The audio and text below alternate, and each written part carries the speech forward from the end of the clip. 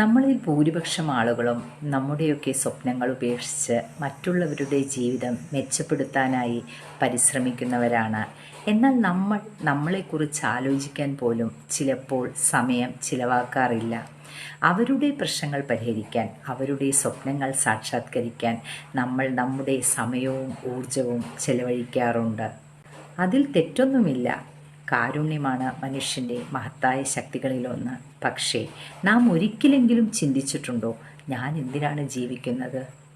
എനിക്ക് എവിടെയാണ് എത്തേണ്ടതെന്ന്?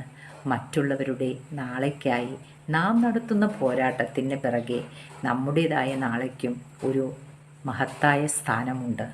നമ്മുടെ ആഗ്രഹങ്ങൾക്കും കിനാവുകൾക്കും ലക്ഷ്യങ്ങൾക്കും വില കൂടിയുണ്ട്. നമ്മളെ നാം തന്നെ ഓർത്തു തുടങ്ങുമ്പോഴാണ് യഥാർത്ഥ മാറ്റം ഉണ്ടാകുന്നത്. ആരെയെങ്കിലും സഹായിക്കാൻ തുടങ്ങുന്നതിന് മുമ്പ് നിങ്ങൾ ആദ്യമായി സഹായിക്കേണ്ടത് നിങ്ങളെ തന്നെയാണ്.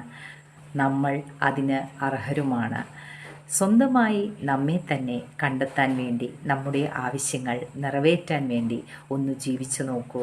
നിങ്ങൾ അറിയാതെ തന്നെ സന്തോഷവാന്മാരായി മാറും. Stay happy, stay blessed.